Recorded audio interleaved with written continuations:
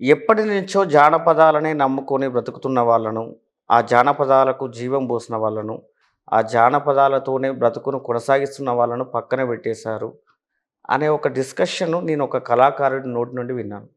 యాక్చువల్‌గా అదే ఉంది. హ్మ్. అంటే ఆ డిస్కషనే నడుస్తుంది. హ్మ్. కానీ పూర్తి స్థాయిలో మనకు తెలీదు గదా! హ్మ్. ఇప్పుడు వాళ్ళు వీళ్ళకి అప్పజెప్పిల్లా, హ్మ్. వాళ్ళే డైరెక్ట్ సెలక్షన్ జేసిల్లా, హ్మ్. వాళ్ళైతే డైరెక్ట్ సెలక్షన్ జేసేది ఉండదు. ఎవరు డైరెక్ట్ సెలెక్ట్ చేసేది ఉండదు. ఎవరైతే ఆర్గనైజర్స్ ఉన్నారో, హ్మ్. ఇది బిగ్ టీవీకి సంబంధించిన ఆర్గనైజర్, ఆ ప్రోగ్రామ్‌కి సంబంధించిన వాళ్ళ హెడ్ ఎవరైతే ఉన్నారో, హ్మ్. వాళ్ళు డైరెక్ట్ ఎట్లా సెలెక్ట్ జేస్తారు? హ్మ్. చేయరు. హ్మ్. ఎవరికైతే అప్పజెప్పిల్లో వాళ్ళు అక్కడ లిస్ట్ ఇస్తేనో, లేకపోతే వాళ్ళు చెప్తేనో సెలెక్ట్ జేస్తారు. హ్మ్. వాళ్ళు ఇప్పుడు వీళ్ళు పూర్తి స్థాయిలో అందరి పేర్లు ఇచ్చుండొచ్చు, చెప్పలేము. హ్మ్. మనకు కూడా తెలియదు గదా! హ్మ్. ఇచ్చుండొచ్చు. వాళ్ళు గూడా కావాలని గూడా కొంతమందిని తీసేసి ఉండొచ్చు గదా! హ్మ్. అదొకటుంటది. ఇంకోటేంటంటే ఏది ఏమైనా హ్మ్. ఇప్పటికీ ట్రెండింగ్‌లో ఉన్న సింగర్స్‌ని మాత్రం దాంట్లో కొంతమందిని సెలెక్ట్ జేయలేదు. హ్మ్.